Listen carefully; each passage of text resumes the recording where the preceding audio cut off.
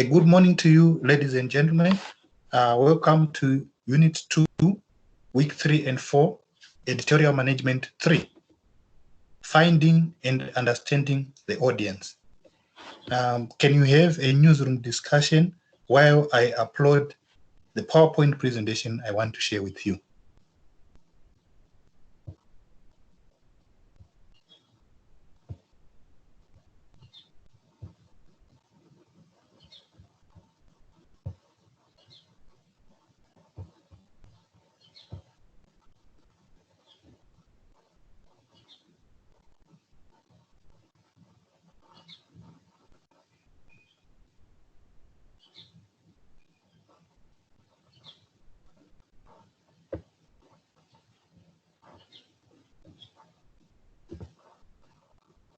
Right, these are the outcomes.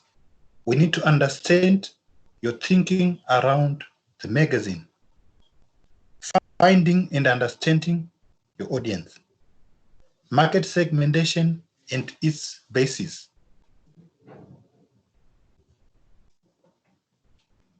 The success of every publication depends on the number of the readers.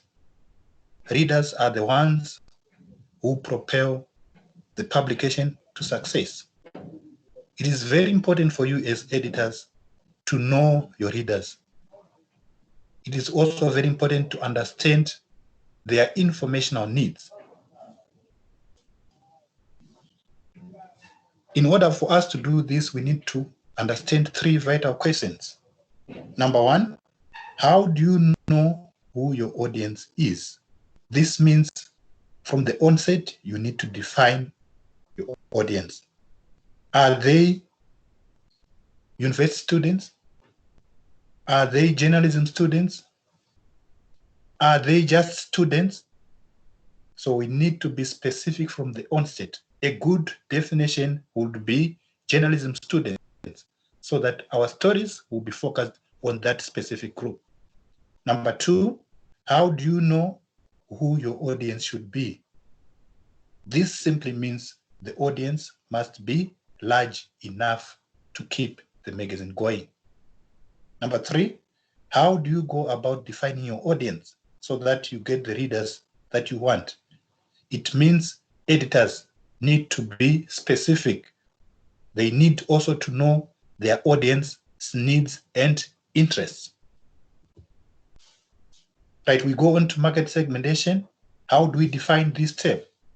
This is dividing the market into subsets of individual consumers with similar information needs. How do we divide the market?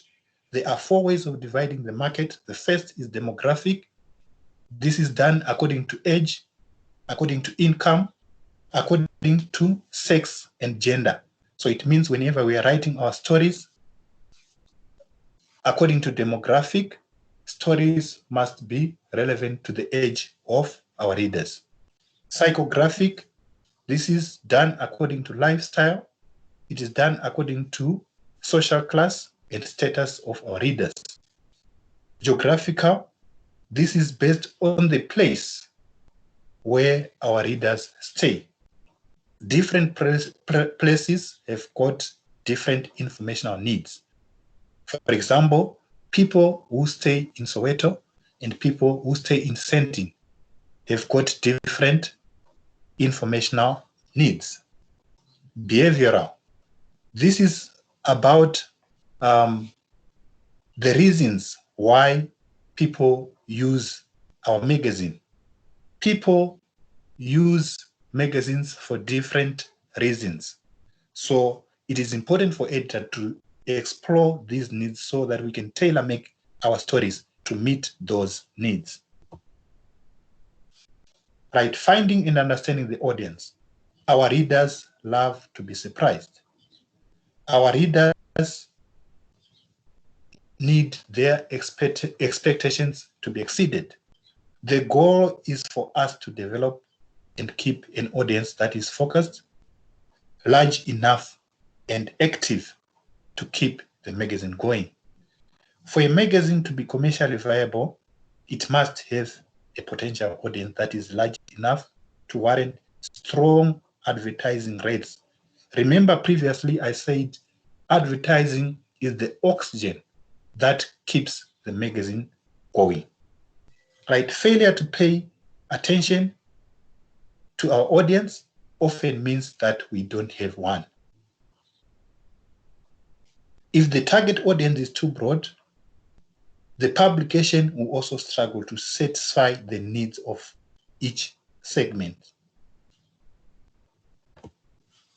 The magazine depends on advertising, hence, if advertisers leave the magazine will struggle and collapse.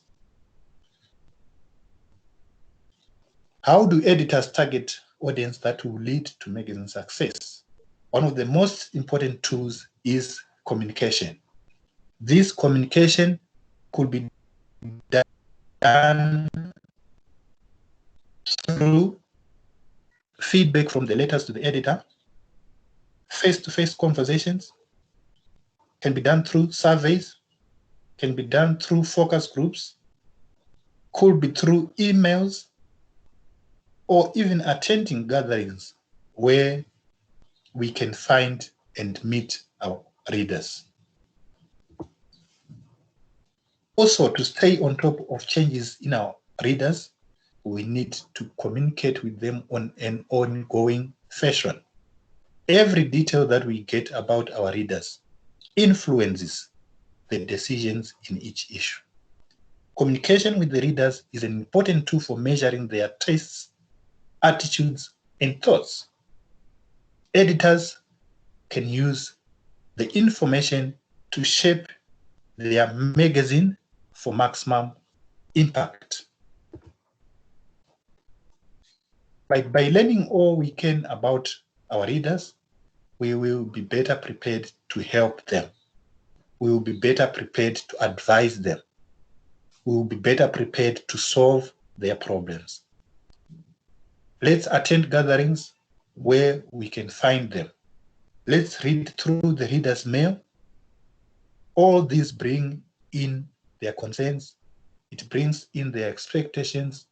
It brings in their tastes, so that when we are writing our stories, we tailor-make them so that they are relevant to meet those specific needs. Right.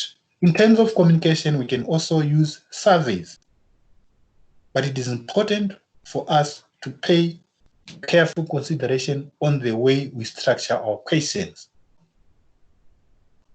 which might affect the responses that we get. Example 1, tell us the least offensive story in our magazine. What do you think this suggests? Right, this simply means all the stories in the magazines are offensive. Right, example number 2, tell us the stories which are most outstanding in the magazine. Also, this suggests that all the stories are outstanding.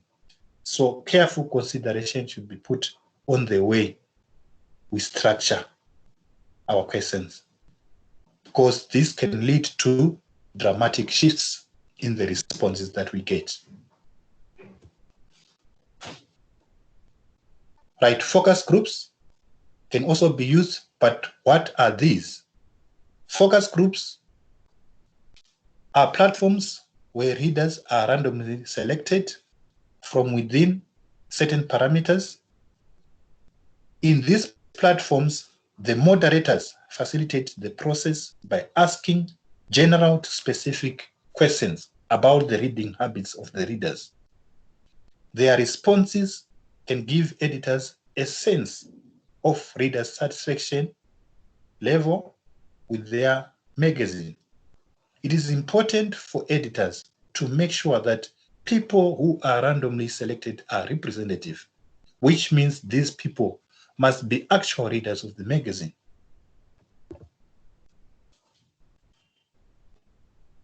Right, in conclusion, I would like to emphasize the need for you to understand your readers.